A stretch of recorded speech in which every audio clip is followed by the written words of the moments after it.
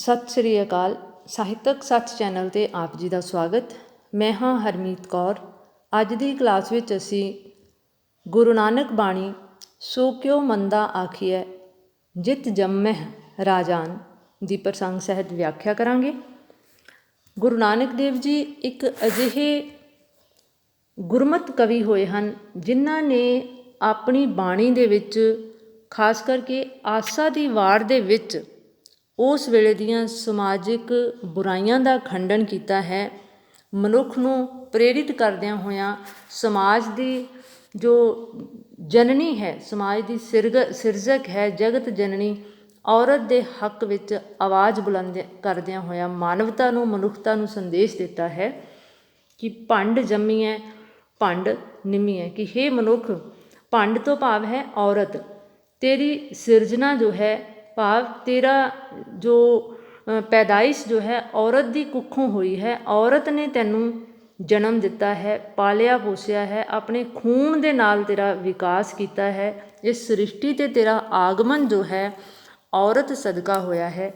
ਭੰਡ ਮੰਗਣ ਵਿਆਹੋ, ਔਰਤ ਦੇ ਨਾਲ ਹੀ ਜੋ ਹੈ ਵਿਆਹ ਬੰਧਨਾਂ ਦੇ ਵਿੱਚ ਬੰਧਿਆ ਹੈ ਤੂੰ। ਤੇਰੀ ਕੁੜਮਾਈ ਹੋਈ ਹੈ, ਭਾਵ ਖੁਸ਼ੀਆਂ, ਤੈਨੂੰ ਜਨਮ ਵੀ ਔਰਤ ਨੇ ਦਿੱਤਾ ਹੈ ਅਤੇ ਤੇਰੀ ਜ਼ਿੰਦਗੀ ਦੇ ਵਿੱਚ ਖੁਸ਼ੀਆਂ ਜਾਂ ਖੇੜੇ ਵੀ ਜੋ ਹੈ ਔਰਤ ਦੇ ਆਗਮਨ ਦੇ ਨਾਲ ਆਏ ਹਨ।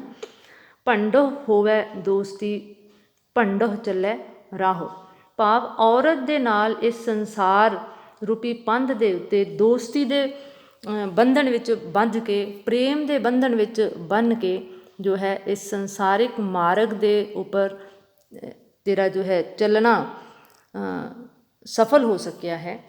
ਭੰਡ ਮੁਆ ਭੰਡ ਪਾਲੀ ਹੈ, ਭੰਡ ਯਾਨੀ ਕਿ ਔਰਤ, ਮੁਆ ਜਦੋਂ ਮਰ ਜਾਂਦੀ ਹੈ ਇੱਕ ਔਰਤ ਤਾਂ ਫਿਰ ਯਾਨੀ ਕਿ ਮਨੁੱਖ ਜੋ ਹੈ ਔਰਤ ਤੋਂ ਬਿਨਾਂ ਉਸ ਦੀ ਹੋਂਦ ਸੰਭਵ ਹੀ ਨਹੀਂ ਹੈ।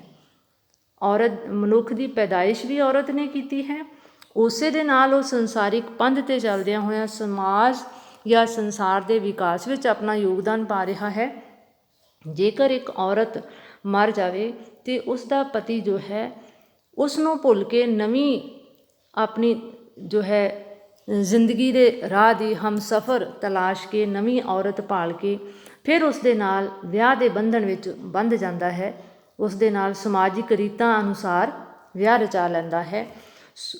ਭੰਡ ਮੁਆ ਭੰਡ ਪਾਲੀਐ ਭੰਡ ਹੋਵੈ ਬੰਧਾਨ ਸੋ ਕਿਉ ਮੰਦਾ ਆਖੀਐ ਜਿਤ ਜੰਮਹਿ ਰਾਜਾਨ, ਕਿ ਹੇ ਮਨੁੱਖ, ਉਸ ਔਰਤ ਨੂੰ ਮੰਦਾ ਭਾਵ ਤੂੰ ਬੁਰਾ ਭਲਾ ਕਿਉਂ ਕਹਿੰਦਾ ਹੈ।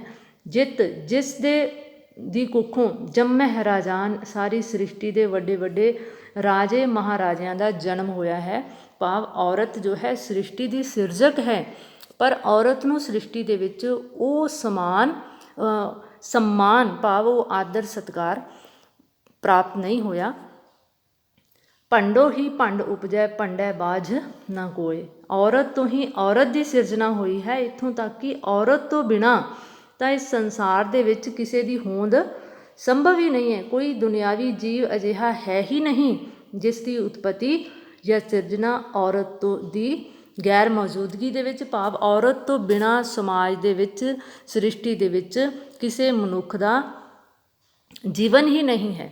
ਨਾਨਕ ਭੰਡੈ ਬਾਹਰਾ ਏਕੋ ਸੱਚੈ ਸੱਚਾ ਸੋਏ, ਗੁਰੂ ਨਾਨਕ ਦੇਵ ਜੀ ਕਹਿ ਰਹੇ ਨੇ ਕਿ ਔਰਤ ਤੋਂ ਬਿਨਾਂ ਇਸ ਸੰਸਾਰ ਦੇ ਉੱਤੇ ਜੇਕਰ ਕਿਸੇ ਦੀ ਹੋਂਦ ਹੈ ਤਾਂ ਉਹ ਹੈ ਉਹ ਜੋਤ ਸਰੂਪ ਪਰਮ ਪਿਤਾ ਪਰਮਾਤਮਾ ਜੋ ਸ੍ਰਿਸ਼ਟੀ ਦੇ ਕਣ ਕਣ ਦੇ ਵਿੱਚ ਰਮਿਆ ਹੋਇਆ ਹੈ।